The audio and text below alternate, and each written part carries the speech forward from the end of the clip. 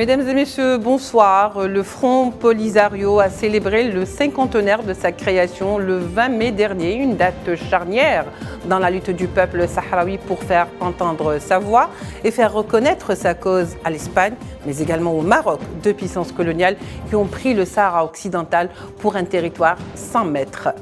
50 ans après, la lutte est toujours d'actualité et la détermination aussi. Pendant ce temps, le Maroc n'épargne aucun moyen pour flouter les cartes, décide vainement d'organiser la rencontre du fameux forum du Negev sur les territoires sahraouis occupés.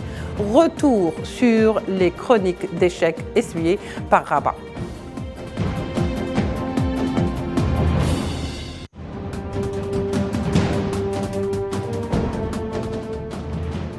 Alors, je vous le disais, Rabat a essuyé dans ses tentatives d'éclipser la lutte sahraoui et la justesse de sa cause, une véritable manœuvre et des manipulations concernant la rencontre du Negev dans les territoires sahraouis, chose que Washington a refusée et ce qui a fait un peu couler du temps et de l'encre.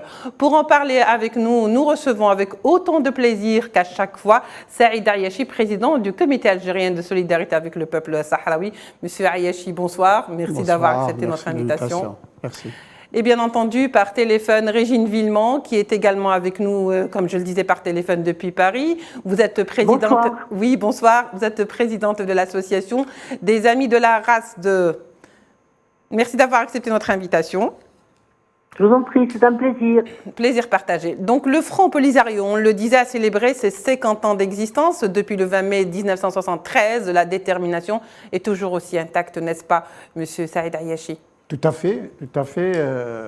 Donc nous étions dans l'écran invités pour la commémoration du cinquantenaire de la fondation du Front Polisario.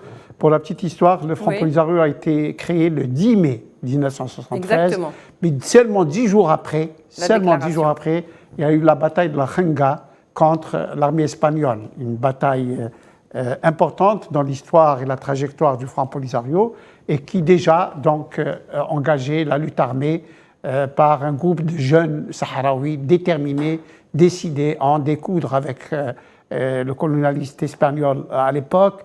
Et puis après, évidemment, après la parodie de la Marche verte contre l'occupant marocain. Et donc, ce cinquantenaire a été célébré dans l'unité du peuple sahraoui.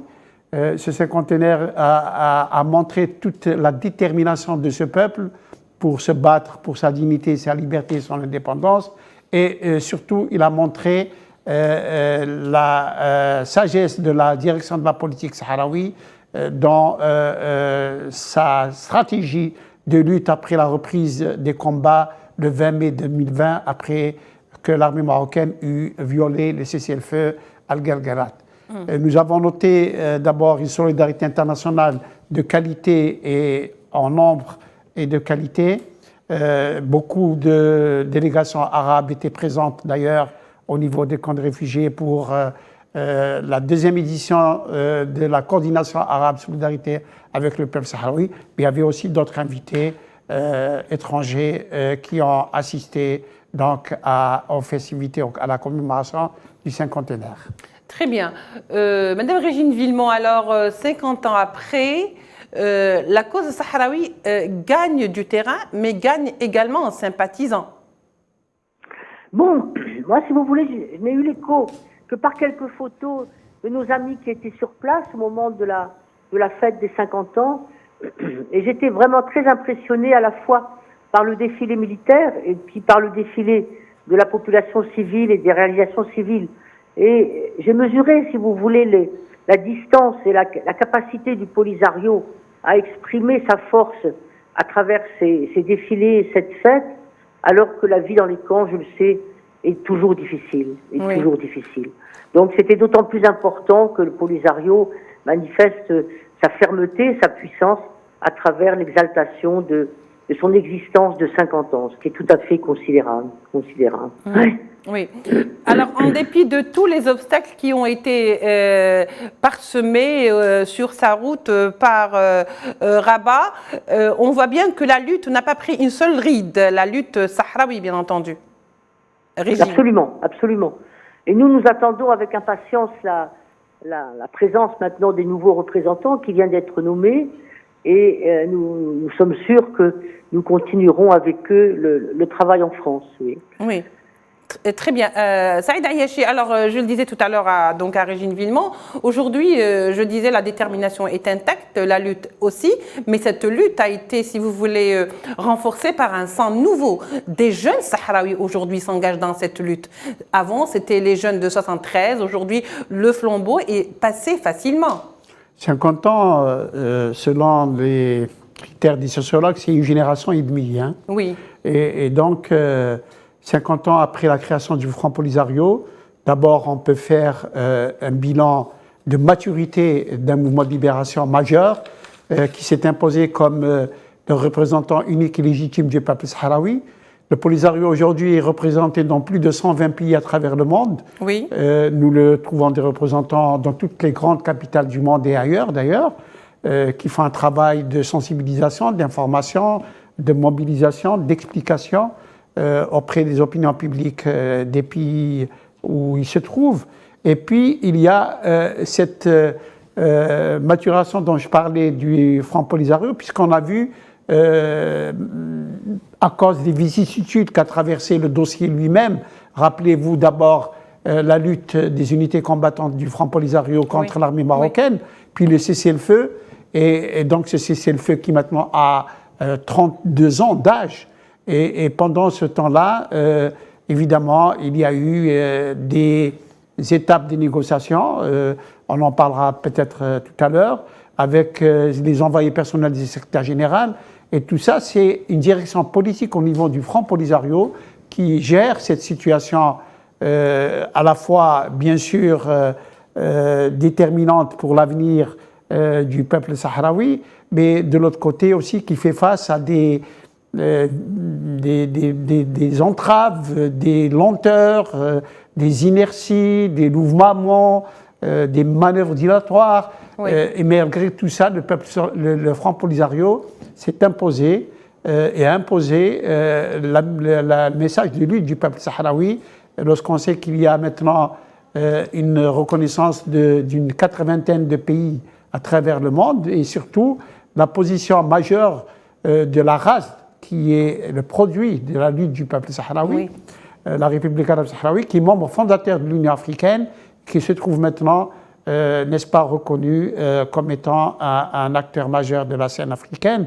Et puis, toutes ces victoires remportées récemment par le Front Polisario, que ce soit au niveau du Front lui-même ou au niveau de la race, de sa diplomatie, très active en l'occurrence, et nous avons vu toutes ces revers diplomatiques qu'a essuyé le Maroc depuis 3 ou 4 mois. Bien sûr, en face de cette situation qui ne lui est absolument pas avantageuse, le régime marocain use de ce qu'il sait faire le mieux, la corruption d'abord que nous avons vu avec le Maroc Gate au niveau du Parlement européen,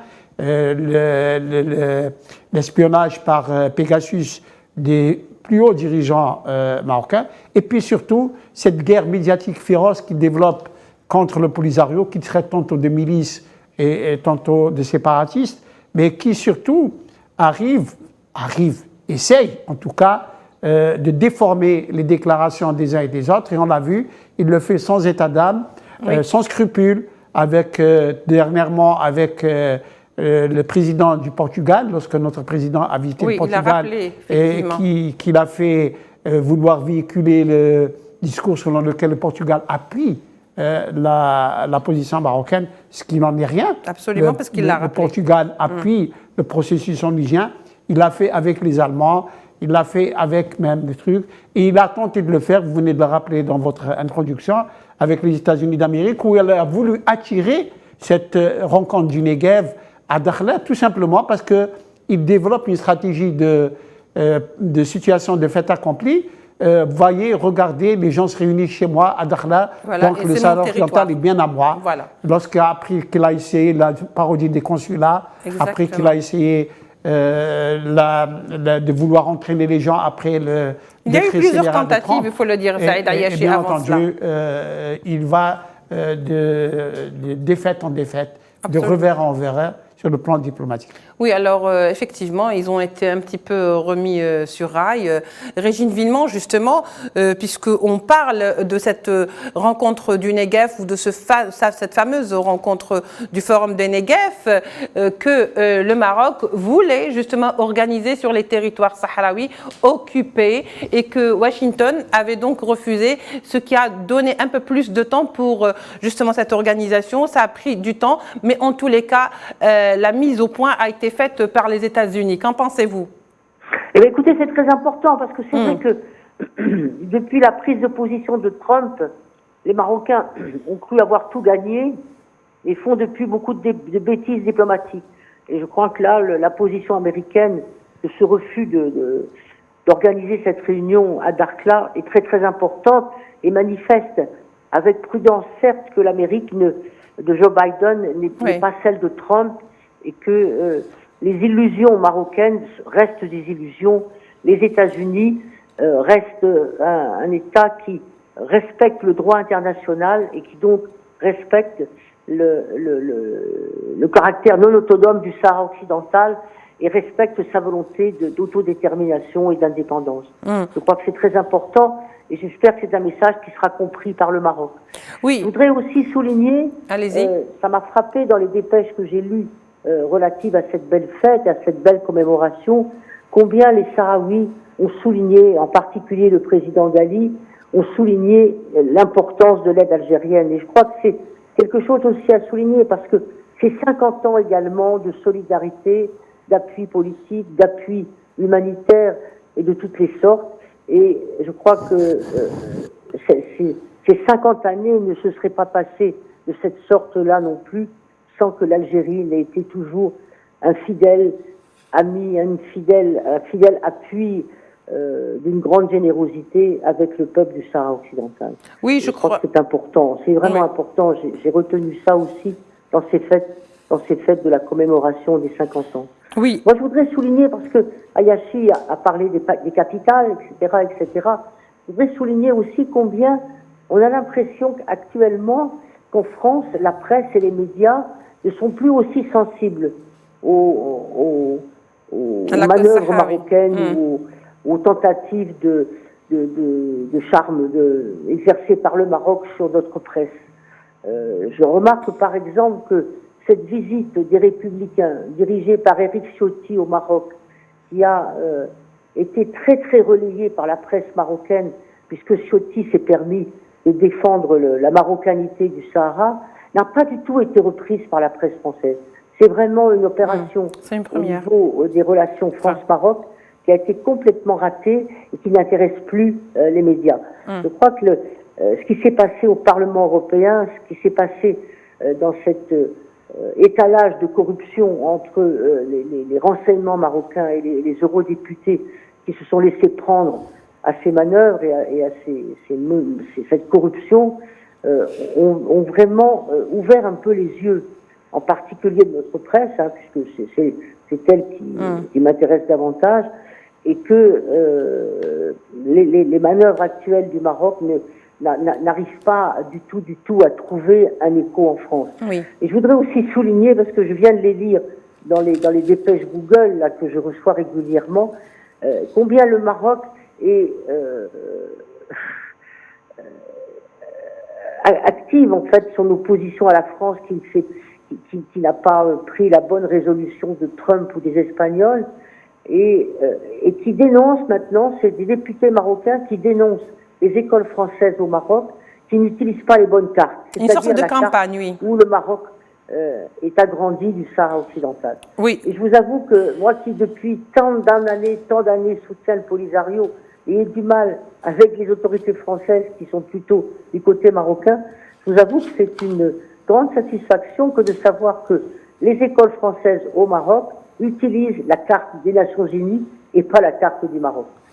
Bon, voilà. Oui, je crois que les affaires d'espionnage ont beaucoup contribué dans ce changement de position, Régine Villemont. Et j'espère que le travail que feront les représentants en Europe et en France permettra de cultiver cette brèche, de cultiver ces fruits et que les positions françaises vont encore mieux évoluer d'ici avec surtout la position de la Cour de justice européenne qui, j'espère, pour le contrat. Va faire en fin d'année là, des arrêts qui vont véritablement imposer à l'Europe de changer de braquet, absolument. Oui.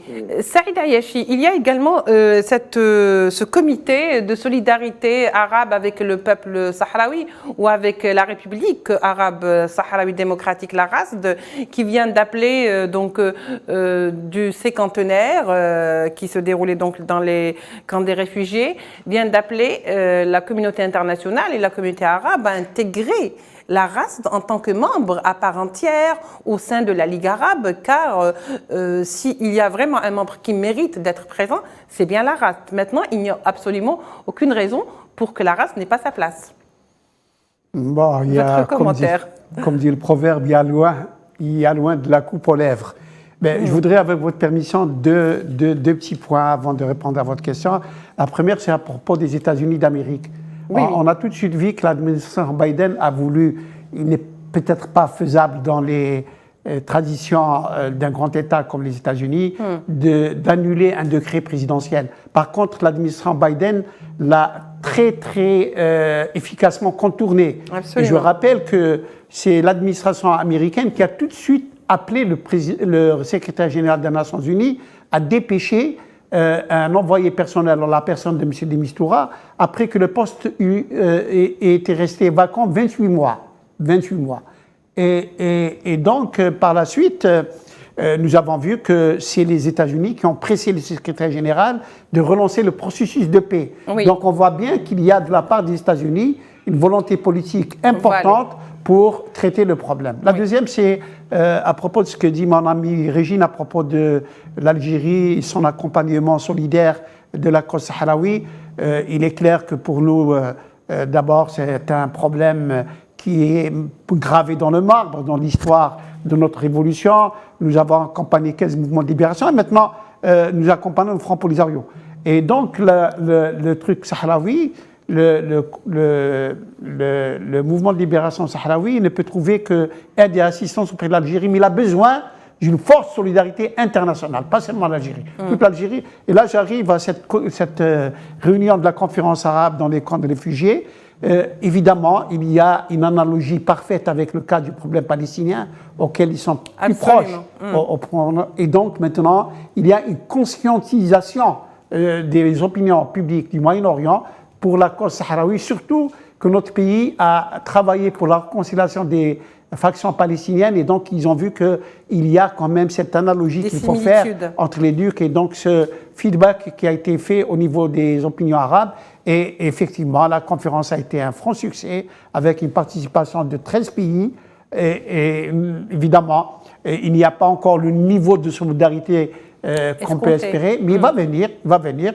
Il y a des jeunes très forts, très bien ancrés dans leur société civile, déterminés, qui ont bien compris le fond du problème et qui vont maintenant développer un programme d'activité basé sur justement l'information pour détruire le discours marocain et puis l'information, la sensibilisation et la mobilisation pour appliquer le droit international qu'ils réclament en même temps pour le peuple palestinien opprimé par l'État d'Israël. Bien sûr, le comité aujourd'hui ne fait pas que ça, ne fait pas que demander justement l'intégration, mais il demande également et exhorte les pays arabes à dénoncer le fait colonial et à appeler à l'organisation d'un référendum d'autodétermination comme le stipule le droit international et conformément justement aux résolutions onusiennes. Ils sont formés depuis 70 ans à la dénonciation, évidemment, des violations que commet Israël dans la bande de Gaza et en Cisjordanie. Ils sont formés à ça. Il a fallu juste leur expliquer qu'il y a une très complète analogie entre ce qui se passe avec les Palestiniens et avec les Sahraouis. Ils ont très bien compris que, d'ailleurs, ce sont les deux seuls pays au monde qui ne sont pas rappelés à l'ordre, qui ne sont pas sanctionnés pour leur dépassement et qui n'appliquent pas les résolutions du Conseil de sécurité. Ils ne sont pas du tout inquiétés. Et donc, tout de suite, ils ont compris qu'il y avait bien un problème sahraoui majeur qui est superposable au problème palestinien. Et donc, ils ont été très vite sensibilisés, très vite mobilisés. Et bien entendu, ce qu'ils ont fait et ce qu'ils font pour les Palestiniens vont le faire pour les Sahraouis. Ce sera un apport de plus après la conférence des comités de soutien européens, avec ce qui se passe au latino-américain, avec la mobilisation qui se fait en Afrique.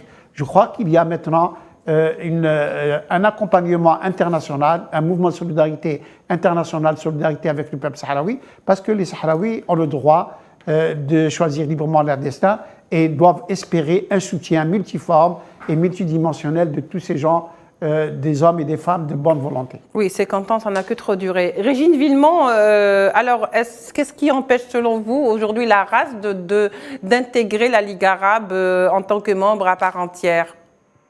Pourquoi 50 ans après attendre? Comme dit Saïd, là, on est loin de la coupe aux lèvres. Hein. C'est vrai que le Maroc a de forts appuis dans le monde arabe. Et, bon, on ne peut pas. Malheureusement. C'est une question. Malheureusement, quand on. Bon, c'est un peu difficile. C'est une question de temps. Le Maroc est très puissant et je sais le travail diplomatique, politique que peut réaliser l'Algérie, que réalisent aussi les diplomates du Polisario pour essayer de convaincre, mais c'est vrai que c'est difficile. Difficile. Et les enjeux sont tels que le Maroc peut continuer à exercer son chantage. Oui, oui. Très bien. Régine Villemont, alors que pensez-vous de cette manipulation qui a été faite, comme je disais tout à l'heure, par le Maroc, par Rabat, pour essayer d'obtenir un maximum d'alliances de manière très implicite, comme un message à la communauté internationale, en organisant, par exemple, des forums sur des territoires très discutés? Bon, si vous voulez, le Maroc est quand même en difficulté, comme il n'a jamais été en difficulté aujourd'hui au niveau politique, et donc on a l'impression qu'il s'agite pour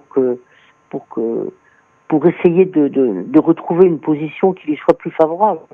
Mais bon, je crois que les prochaines étapes, que ce soit au niveau de l'Europe ou au niveau de l'Afrique, sont plutôt en faveur de l'application du droit et en faveur du Polisario. Donc, vous évoquiez tout à l'heure, ou je ne sais plus si c'est Saïd qui évoquait la relève avec les jeunes qui n'étaient pas là à la création du Polisario et qui ont été formés depuis et qui ont repris le travail et l'engagement diplomatique et politique de leurs aînés. Et je crois qu'il faut aussi beaucoup espérer dans cet engagement de cette jeune génération. En tous les cas, on l'espère. Qui a été formé dans les camps, qui est également formé dans la diaspora. Moi, j'observe bien que la diaspora sahraoui n'est pas seulement très présente en Espagne, elle est également très présente en France. Et la troisième génération a suivi des études, s'est formée et se mobilise. Là, ils organisent bientôt en juin là, quelque chose pour fêter les 50 ans. Et c'est tout à fait impressionnant. Merci beaucoup, Régine. Alors, il ne nous reste pas beaucoup de temps. On est obligé de conclure. Et on va le faire avec vous, Saïd Ayachi. Je vous donne le dernier mot. Je vous laisse donc dire ce que vous avez envie de dire. Oui, 50 ans après, donc, la lutte du peuple sahraoui continue. À côté de cette lutte, il y a une unité affichée du peuple sahraoui qui est réelle et authentique. Il y a une détermination de la direction politique sahraoui. Il y a une évolution dans le dossier sur le plan diplomatique, puisque tous les pays du monde, à l'exception d'une très faible minorité, appuient le processus de paix onusien, c'est-à-dire l'autodétermination. Et donc, il appartient maintenant à ces mêmes membres du Conseil de sécurité d'imposer cette solution conforme au droit international au régime marocain qui veut absolument l'éviter parce qu'il sait qu'il est perdant et que les Sahraouis choisiront en masse la liberté et l'indépendance. Voilà, donc c'était le dernier mot, Saïd Ayachi. Je rappelle que vous êtes président du comité algérien de solidarité avec le peuple sahraoui. Régine Villemont était également avec nous. Vous êtes présidente du comité de solidarité ou l'association des amis de la race. Vous étiez avec nous depuis Paris par téléphone. Mesdames et messieurs, merci de nous avoir prêté attention. On se retrouve demain pour un nouveau numéro de l'Échiquier international. Au revoir.